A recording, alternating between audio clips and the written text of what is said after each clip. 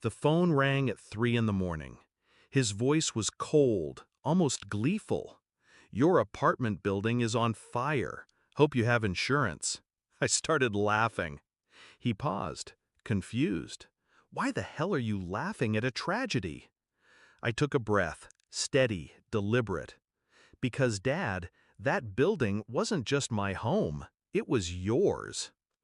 I learned early that my father wasn't a protector. He was a gambler, a schemer, a man who saw life as one long con and everyone as a mark. When I was a kid, I used to think his disappearances meant business trips. I used to believe the lies he fed my mother, the promises of a big break. But truth has a way of bleeding through.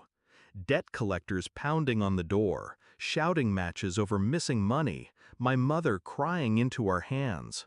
Eventually, he left us altogether. Not just broke, empty. For years, he was nothing but a shadow in my life, until one day, he came back.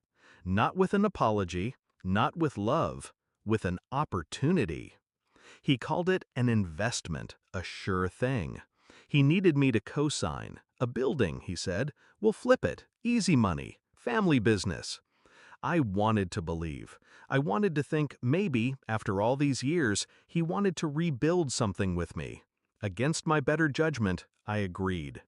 But the pattern revealed itself quickly. The late-night calls, the missing rent checks, the tenants complaining about broken plumbing while he pocketed cash. He wasn't building anything. He was bleeding the place dry. And when I confronted him, he smirked. "You wouldn't have that place if it weren't for me. Don't forget who brought you in." That was the moment I stopped being his pawn. I didn't fight him head on. That would have been foolish. He thrived on chaos. Instead, I watched. I documented. I let him dig his own grave. Every misused dollar, every tenant complaint, every late tax payment. I collected it all, quiet as smoke. Then I moved my things out.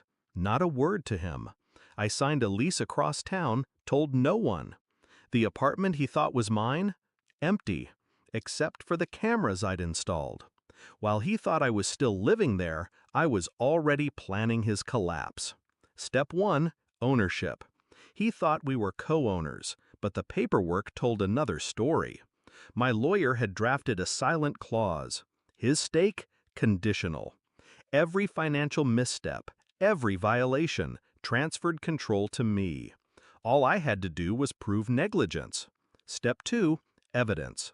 The camera showed him sneaking in, moving cash, stashing junk tenants never saw again.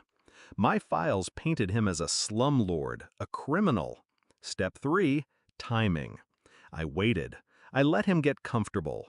I let him think I was still under his thumb. Until tonight. He called me with fire in his voice, thinking he'd finally broken me, thinking the blaze would wipe away his trail. But he didn't know the building wasn't just my apartment. It was the crown jewel of his scheme. And now, it was ashes.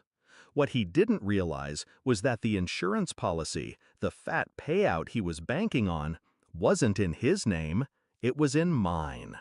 The fire he set to erase his sins became the evidence that buried him. The investigators would find accelerants, traces of his handiwork, and when they checked the ownership, the fraud, the insurance, every arrow would point to him. I didn't need to say much on the phone, just enough. That building wasn't just my home, Dad. It was your investment, your future, and now it's gone.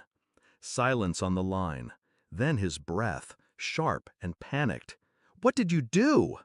I smiled into the dark. "What you always taught me. I bet against you." By morning, the fire marshals would call it arson. The bank would call in his debts. The state would call it insurance fraud. And I would call it closure. I didn't need revenge in flames. I needed him to feel what he made us feel all those years ago. Powerless. For once, he couldn't talk his way out. He couldn't gamble, couldn't charm, couldn't run. He was trapped in the very fire he lit. As I hung up, my chest felt light, not with joy, not with triumph, but with release. My father had called me at 3 a.m. to celebrate my tragedy. Instead, it became his confession, his undoing. And I didn't lose a thing. I gained everything he thought I'd never have: control.